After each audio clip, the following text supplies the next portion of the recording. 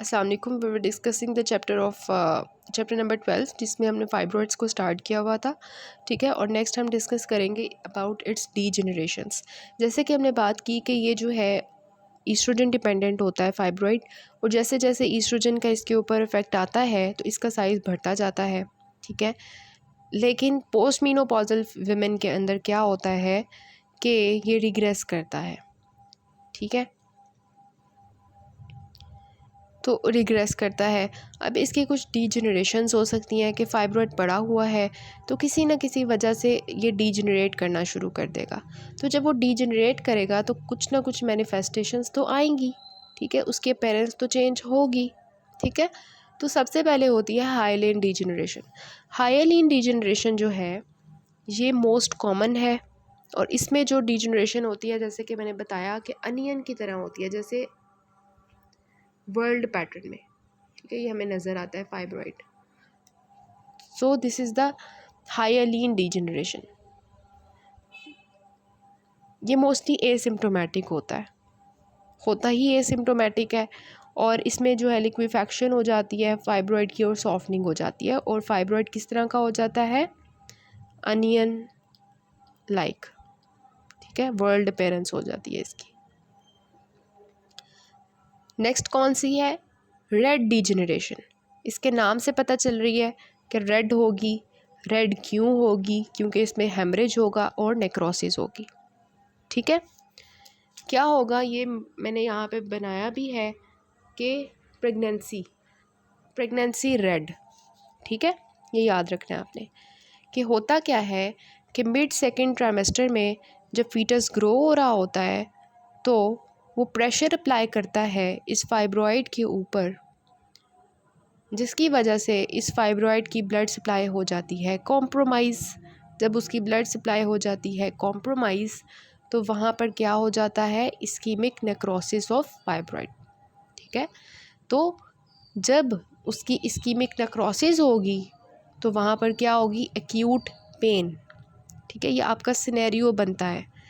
Scenario में आता है कि एक फ़ीमेल आई है आपके पास, ठीक है, और वो सेकंड ट्राइमेस्टर में तकरीबन आती है आपके पास, और बहुत ज़्यादा पेन के साथ, एक्यूट पेन के साथ आ रही होती है, पेन चल रही है, ठीक है। तो उसमें एक्चुअली ये वाली डीजनरेशन हुई होती है, रेड डीजनरेशन ऑफ फाइब्रॉइड, ठीक है। तो एक हमने पीछे डिस्कस किया था कि टॉर्जन होती है पिडंकलेटेड फाइब्रॉइड की, जिसकी वजह से एक्यूट पेन होती है।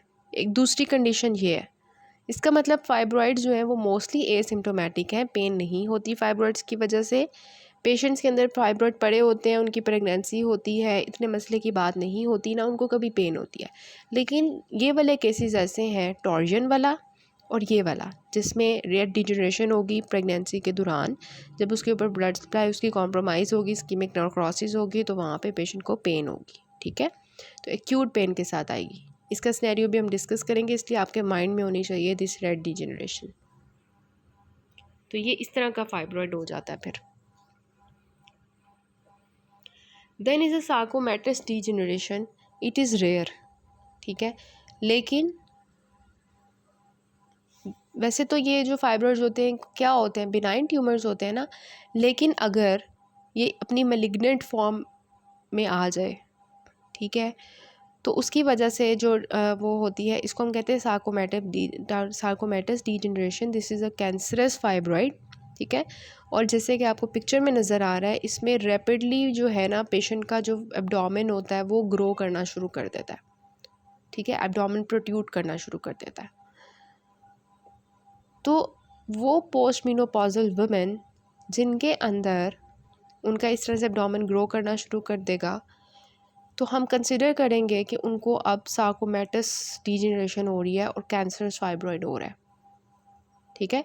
क्यों? आपकी बुक में लिखा हुआ है कि suspicion is greatest in the post menopausal women when there is rapidly increasing size of fibroid, ठीक है। कि एक पोस्ट मेनोपॉजल में फाइब्रॉइड का साइज़ क्या होना था? रिग्रेस होना था ना। लेकिन अगर वो इनलार्ज करना शुरू कर देता है, पहले से साइज़ बढ़ जाता है, तो हम कंसिडर करेंगे that this is actually sarcomatous degeneration going on, ठीक है। और इसमें भी थोड़ी बहुत मतलब वो जो एब्डोमिनल विज़रा है और इर्द गिर्द के स्ट्रक्चर्स को जब ये कंप्रेस करेगा तो उसकी वजह से पेन होगी। Then is a cystic degeneration. जो सिस्टिक होती है ये भी मोस्टली एसिम्प्टोमेटिक होती है। इसमें क्या होता है कि सेंट्रल नेक्रोसिस हो जाती है, जो सेंट्रल रीजन होता है, ठीक है, उसकी नेक्रोसिस हो जाती है, उसकी वजह से सिस्ट बन जाते हैं इस तरह से, ठीक है। और फिर कैल्शियम डिपोजिशन हो जाती है, कैल्सिफिकेशन हो जाती है कुछ में, और कुछ में फैटी डीजनरेशन हो जाती है। तो कौन कौन सी डीजनरेशन हमने पढ़ी फाइब्रॉइड की? सबसे पहले हमने हाइलिन डीजनरेशन की, उसके बाद हमने रेड डीजनरेशन की, then we discussed about sarcomatous and then we discussed about cystic, ठीक है। और इसके अलावा फैटी डीजनरेशन। जो हाइलिन होती है ना, उसमें ये होता है कि जो हमारा फाइब्रॉइड को सेंट्रल वाला पोर्शन होता है ना, वहाँ पे ब्लड फ्लो प्रॉपर नहीं होता, पेरिफेरी में ज़्यादा होता है। तो वो सेंटर में जब नहीं होता ना, तो फिर वो एक अनियन सी अपीयरेंस ले लेता है। अब हमने इसकी जो है वो फीचर्स, एग्जामिनेशन, ट्रीटमेंट वगैरह करना है। तो जनरली क्या होगा कि ये जो लोग होंगे ना, ये एनीमिक होंगे, ठीक है, पेल हुए होंगे। मतलब ये कि इनके नेल्स को अगर हम देखेंगे तो मतलब इनके हैंड्स को देखेंगे, उनकी एग्जामिनेशन करेंगे तो पेल होंगे। इनकी आइज़ को हम नोट करेंगे, कंजक्टिवा में तो पेल हुई होगी आइज़, ठीक है। इनकी जो टंग होगी वो पेल हुई होगी ऊपर से। तो will look for the anaemia science. तो इन लोगों की साइंस ऑफ एनीमिया होंगे इनको। देन हम एब्डोमिनल एग्जामिनेशन करेंगे इन लोगों की, तो हमें क्या फ़ील होगा? मैस फील होगा अगर लार्ज फाइब्रॉइड होगा तो विजिबल और palpable firm abdominal mass arising from pelvis, जो कि हमें फ़ील होगा। देन हम बाय मैनुअल एग्जामिनेशन करेंगे। बाय मैनुअल मैंने आपको बहुत दफ़ा पिक्चर्स दिखा दी हैं उसकी, कि हम जो है वो बाय मैनुअली एग्जामिन करते हैं। एक हाथ जो है, एक हाथ से नीचे से अंदर डालते हैं यूट्रस में विजाइना के थ्रू, और एक हाथ से ऊपर से पैल्पेट करते हैं, और फिर देखते हैं कोई मैस तो नहीं है। तो बाय मैनुअल एग्जामिनेशन पे हमें enlarged firm smooth irregular non tender uterus जो वो पैल्पेट होता है, ठीक है। तो इन लोगों का जो यूट्रस होता है ना, वो हमें जो आपको पता होगा वो प्रेग्नेंट साइज़ यूट्रस हो जाता है इनका, अगर उनका फाइब्रॉइड लार्ज हो जाए। तो हम ये कंसिडर कर सकते हैं कि pregnancy, in the absence of pregnancy, अगर किसी फ़ीमेल का जो एब्डोमेन है वो प्रोट्रूड कर रहा है, तो वी विल कंसिडर फाइब्रॉइड, ठीक है। इसका सिनेरियो जब हम डिस्कस करेंगे ना, फिर आपको क्लियर होगा कि किस तरह से आता है। तो इसकी इन्वेस्टिगेशंस करते हैं, फिर ट्रीटमेंट करते हैं। सो फर्स्ट इन्वेस्टिगेशन जो हम परफॉर्म करते हैं दैट इज़ द CBC, ठीक है। फुल ब्लड काउंट हम लेते हैं उन लोगों के अंदर जो हैवी मेंस्ट्रुअल ब्लीडिंग के साथ आ रही होती हैं। जैसे कि हमने कहा कि इसमें एक सिम्टम होता है फाइब्रॉइड की वजह से हैवी मेंस्ट्रुअल ब्लीडिंग, मेनोरेजिया। तो ऑब्वियसली बहुत ज़्यादा ब्लीडिंग हो रही होगी, तो इन लोगों के अंदर साइंस ऑफ एनीमिया होंगे, जो हमने जनरली में एग्जामिन भी किया। तो CBC हम लेंगे ये चेक करने के लिए कि इनको कितनी HB लेवल इनका कितना है, ठीक है। इसके अलावा एरिथ्रोपोइटिन लेवल चेक करेंगे, क्योंकि फाइब्रॉइड्स जो है वो एरिथ्रोपोइटिन भी कुछ सिक्रीट कर रहे होते हैं, तो उसका लेवल भी बढ़ सकता है। और अगर कोई इन्फेक्शन हो गया फाइब्रॉइड की वजह से तो TLC काउंट भी बढ़ सकता है, तो हम CBC करवा लेंगे पेशेंट की, ठीक है। Then is the ultrasound. Ultrasound हम कौन सा करेंगे? ट्रांस एब्डोमिनल अल्ट्रासाउंड करेंगे और ट्रांसविजाइनल करेंगे, ठीक है। अब जो बाहर बाहर वाले फाइब्रॉइड्स होंगे वो तो हमें ट्रांस एब्डोमिनल अल्ट्रासाउंड पे नज़र आ जाएंगे, लेकिन जो यूट्रस के अंदर बने हुए हैं फाइब्रॉइड्स वो हमें नज़र नहीं आएंगे। तो उसके लिए फिर हमें ट्रांसविजाइनल अल्ट्रासाउंड करना पड़ेगा। तो ट्रांस एब्डोमिनल में हमें कौन कौन से नज़र आएंगे? इंट्राम्यूरल फाइब्रॉइड्स एंड सबसिरोजल फाइब्रॉइड्स, बाहर वाले। और जो ट्रांसविजाइनल है उसमें इंट्राम्यूरल और सबम्यूकोजल। मतलब इंट्राम्यूरल हमें दोनों तरफ से नज़र आ सकते हैं, लेकिन बिल्कुल अंदर वाले सबम्यूकोजल हमें ट्रांसविजाइनल से दिखाई देंगे, और बिल्कुल बाहर वाले सबसिरोजल जो है वो हमें ट्रांस एब्डोमिनल से नज़र आएंगे, ठीक है। तो ट्रांसविजाइनल अल्ट्रासाउंड जो है ये हमारी डिटेक्ट करता है कि फाइब्रॉइड है या नहीं, और लोकेशन बताता है कि कहाँ पर है फाइब्रॉइड्स। और जो स्मॉल हमारे इंट्राम्यूरल फाइब्रॉइड्स होते हैं वो तो हमें ट्रांसविजाइनली नज़र आ जाते हैं, और जो ट्रांस एब्डोमिनल होता है ये डिटेक्ट करता है लार्जर इंटरम्यूरल एंड सब सीरोजल फाइब्रॉइड्स, ठीक है। तो ये हमारे हो जाते हैं। अब जो हाइलीन होती है ना डीजनरेशन, जिसमें हमने देखा था अनियन शेप्ड हो जाता है फाइब्रॉइड, उसमें हमें जो है अल्ट्रासाउंड पे इको नहीं मिलती, मतलब एनिकोइक होते हैं, बिल्कुल भी नहीं मिलती। और जो सार्कोमेटस होते हैं उसमें हाइपोइकोइक होते हैं, ठीक है। और जो सिस्टिक होते हैं उसमें हमें स्नो स्टॉर्म मिलता है, ऐसे सिस्टिक में हमें स्नो स्टॉर्म अपीयरेंस मिलती है। सार्कोमेटस में हाइपो है, हाइलीन में एनोकोइक है, ठीक है। इस तरह से हमें जो है अल्ट्रासाउंड पे फाइब्रॉइड जो है वो नज़र आ जाता है। ये भी यहाँ पे भी इंट्राम्यूरल फाइब्रॉइड, सॉरी सब म्यूकोजल फाइब्रॉइड दिखाया हुआ है। This is also the sub mucosal fibroid. ये वाला जो नीचे वाला है सब म्यूकोजल, ये आपको नज़र आ रहा है ट्रांसवेजाइनल अल्ट्रासाउंड पे, और ये वाला जो है वो ट्रांस एब्डोमिनल अल्ट्रासाउंड पे, 3A वाला।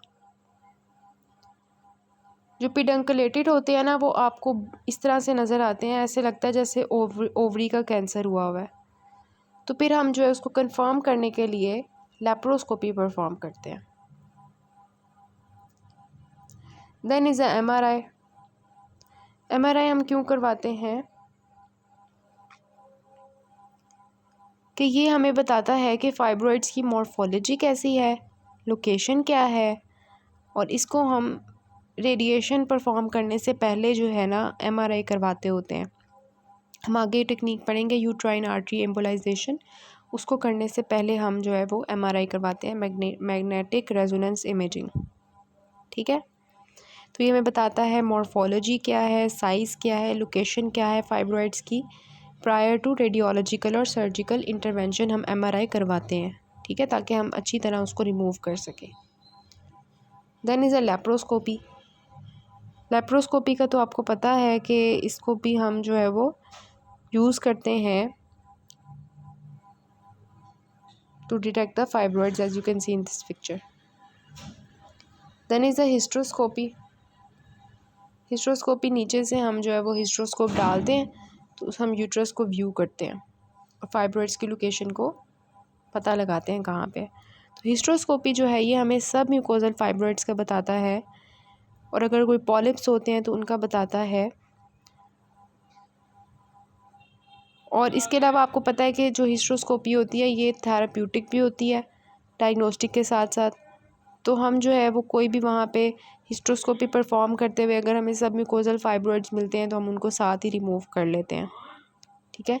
या वहाँ पे कोई पॉलिप्स मिलते हैं, कोई डीएन्स मिलते हैं तो साथ ही हम हिस्ट्रोस्कोपी के थ्रू रिमूव कर लेते हैं। तो कौन कौन सी इन्वेस्टिगेशंस होगी, CBC है, ट्रांसवेजाइनल ट्रांस एब्डोमिनल अल्ट्रासाउंड है जिसमें हमने देखा कि कौन से फाइब्रॉइड्स हमें किस तरह के नज़र आएंगे, ठीक है। और हाइपोइकोइक होंगे हमारे सार्कोमेटस वाले, एनोकोइक होंगे हाइलीन वाले, ठीक है। पेडंकलेटेड हमें ओवरियन ट्यूमर की तरह लगेंगे तो हम उसको कंफर्म करने के लिए क्या करेंगे, लेप्रोस्कोपी करेंगे।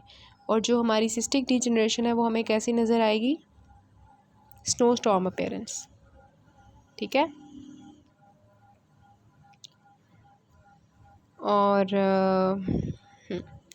तो ये सारी है। उसके बाद हमने MRI करवाया, हिस्ट्रोस्कोपी करवाई, तो इस तरह से इसकी डिटेक्शन हो जाती है। अब हम इसका करते हैं ट्रीटमेंट। तो ट्रीटमेंट में सबसे पहले हम कंजर्वेटिव मैनेजमेंट करते हैं। कंजर्वेटिव मैनेजमेंट में ये है कि हम पेशेंट को, अगर तो पेशेंट एसिम्प्टोमेटिक है तो हम वेट और वॉच करते हैं, कोई इंटरवेंशन नहीं करते, ठीक है। क्योंकि फाइब्रॉइड्स जो हैं ये बहुत ज़्यादा ब्लीडिंग करते हैं। अगर हम इनको रिमूव करें ना, क्योंकि ये ट्यूमर्स हैं तो हम इनको रिमूव करना शुरू कर दें ना अगर सारों को, तो इतनी ज़्यादा ब्लीडिंग हो कि पेशेंट जो है वो मतलब बिल्कुल ही हो जाए, ठीक है। तो बहुत ज़्यादा इनकी ब्लीडिंग होती है क्योंकि इनका ब्लड सप्लाई इंक्रीज़ हुआ होता है। तो आपने देखा होगा अगर आप गायनी वार्ड में जाते हैं मैटरनिटी करने के लिए, तो वहाँ पे C-सेक्शन करते हुए बहुत सी मोटी मोटी औरतें होती हैं, उनके फाइब्रॉइड्स बने होते हैं यूट्रस के अंदर, ठीक है। तो हम उनको, ये नहीं है कि हमने सी सेक्शन किया और साथ ही वो हमने देखा कि इसके तो फाइब्रॉइड्स है, रिमूव कर दो, ठीक है, खुला हुआ है पेट अभी, तो हम नहीं करते।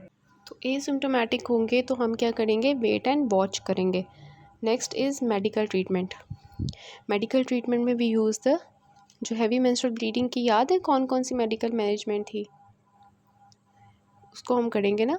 तो उसमें हमारे जो है वो लीवोनॉर्जेस्ट्रल इंट्रायूट्राइन सिस्टम था, ट्रेनेक्सामिक एसिड था, मेफेनामिक एसिड था, GnRH एनालॉग्स थे, ओरल कॉन्ट्रासेप्टिव पिल्स थे। तो यहाँ पर भी वही यूज़ होंगे, ठीक है। सो मेडिकल ट्रीटमेंट में we have the GnRH analogues, जिसमें आपकी बुक में लिखा हुआ है एक, that is the ulipristal acetate, ठीक है, यूलिप्रिस्टल एसीटेट।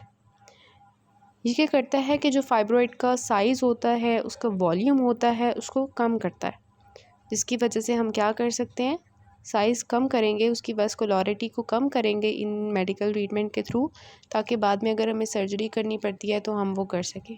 क्योंकि हम अगर डायरेक्ट सर्जरी पे चले जाएँ ना मेडिकल ट्रीटमेंट के बगैर, तो वही इतनी ज़्यादा ब्लीडिंग करेंगे फाइब्रॉइड्स, ठीक है, जो कि नहीं होनी चाहिए। पेशेंट की हालत बिगड़ सकती है, उसका सारा ब्लड इतना ज़्यादा निकलेगा। तो हम क्या करते हैं, सबसे पहले उसकी साइज़ को कम करते हैं फाइब्रॉइड्स के through the medical treatments GnRH analogues.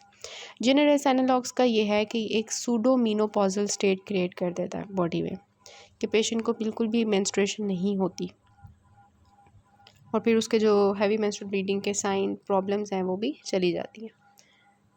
तो गोनाडोट्रोफिन्स हो गए, OCPs हो गए, ओरल कॉन्ट्रासेप्टिव पिल्स, ठीक है। Then we have the LNG IUS system, ठीक है, जिसमें प्रोजेस्टेरोन होता है, ईस्ट्रोजन नहीं होता।